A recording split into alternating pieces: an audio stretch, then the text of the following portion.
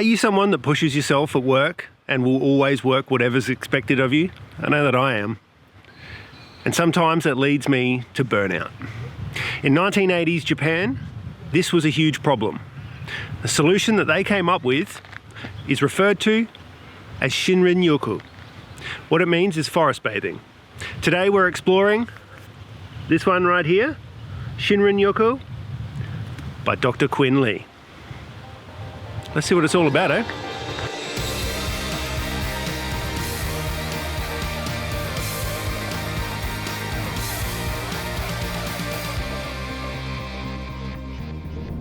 So yeah, in 1980s Japan, workplace-related stress and loss of money due to productivity issues generated by people needing to take time off due to just the amount of hours and stress that they will and stress that came from working so many hours created an almost national health crisis.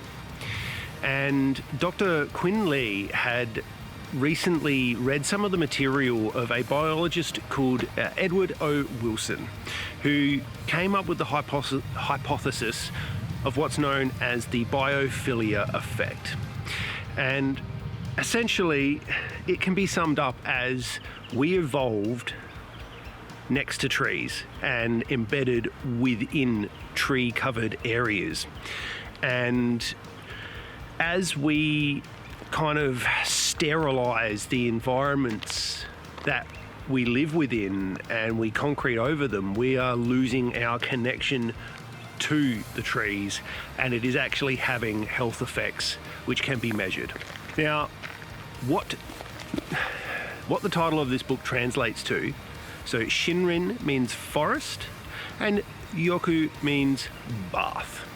And it sounds like when I very first heard the concept, I thought it meant literally taking a bath out in the forest, which is kind of a bit ridiculous, but whatever floats your boat.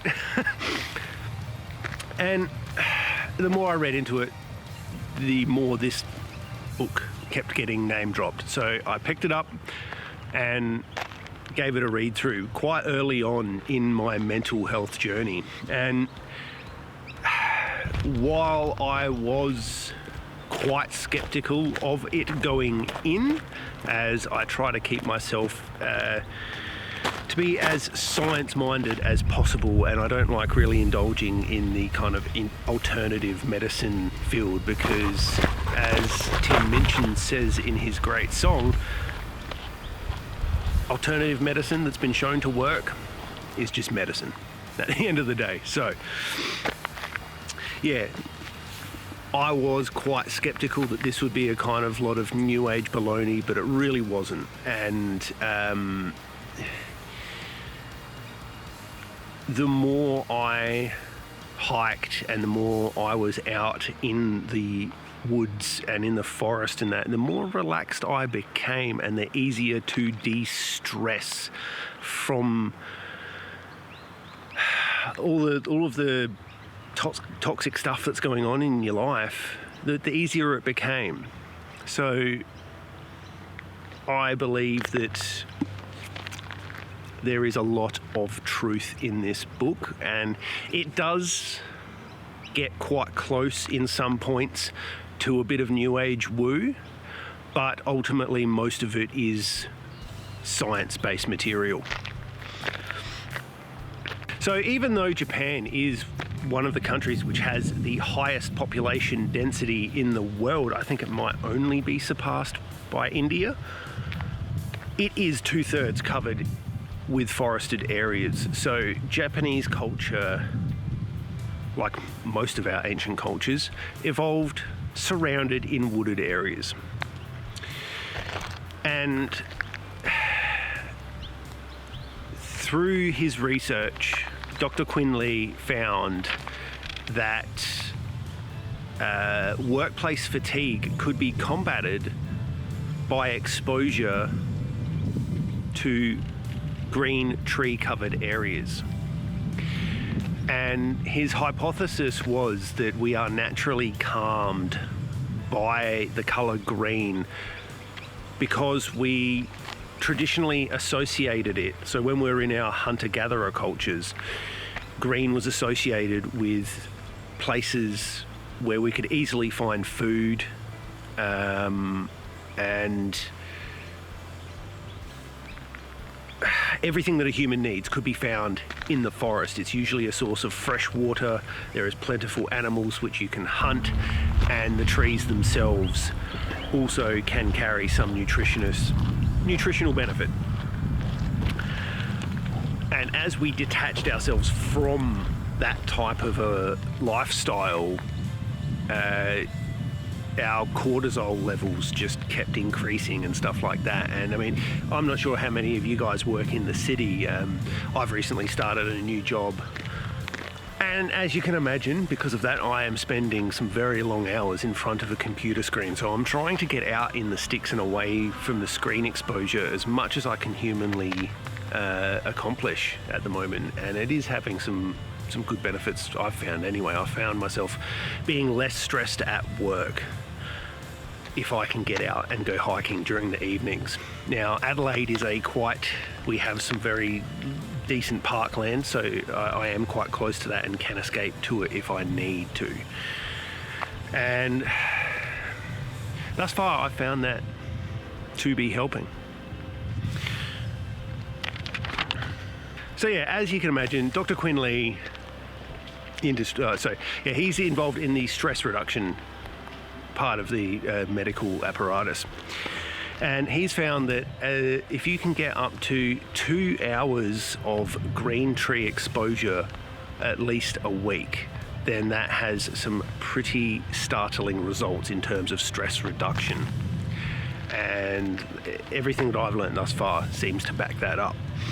So he talks about something that trees excrete called phytoncides, and effectively they're almost kind of like pheromones that animals excrete, and these help reduce our stress levels when we have a decent amount of exposure to it. And as you can imagine, the more embedded into a city environment that you are, the less of this that you're going to get exposed to, and therefore you will have increased stress levels. So it's also been found that people who have experienced long stays in hospital seem to have measurable increases in the speed at which they heal and recover if they at least have a green leafy view out the window.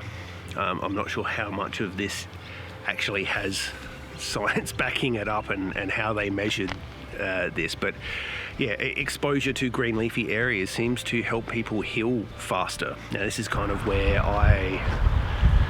I'm not sure how much of that is legitimate, but the stress reduction part of what he talks about seems to be on the money, so I wouldn't be surprised if this has some validity to it. So he seems to advocate an almost kind of meditative type of stroll. It's not really hiking per se. It's kind of more akin to what Sam Harris calls mindfulness meditation in a forest-like setting. And I think the combination of both mindfulness and the forest setting is kind of like the double whammy effect of everything that I've been preaching on this channel for a while. So it is definitely worth your time to explore it. Alrighty guys, I really quite enjoyed this book. Like I said, I am a little bit skeptical of some of the new age stuff in here. I'm not sure how much weight that has behind it, but I have definitely experienced better stress management when I've had the opportunities to practice my mindfulness, and I've gone hiking quite a lot. So just from personal experience, I think there is some validity to this. I'm not quite sure how much of it is really lost in translation, but it is definitely well worth your time to pick this one up. As far as all of the books that I've read that explore this particular topic, this one seems to be the least filled with woo. So that's something I'm always kind of on the lookout for. because there are a lot of con artists that will sell you horse shit in this type of thing, and everybody, because we're all so stressed at the moment, everybody's jumping at anything that they can possibly get their hands off and that will help them in this regard. So this is definitely one of the better books that I could recommend to you that's worth your time. So in that regard, yeah, I definitely think this one's worth picking up. It's one of the better ones in this particular vein. And yeah, it is worth your time. It's a very pretty book. I first read it on Audible, so I didn't know how nice the design and the aesthetic beauty of the book is, but coming from Japan, who has a culture steeped in aesthetic traditions, it's not surprising. There's a lot of beautiful photography and layout work in here. But yeah, I digress. Definitely worth your time. I think you should definitely pick this one up. Give it a read. Like I said, I'm not sure how much of it's lost in translation, but it's definitely worth your time. Till next time, I'm Nathan. This has been Walk It Off. Take care of yourselves.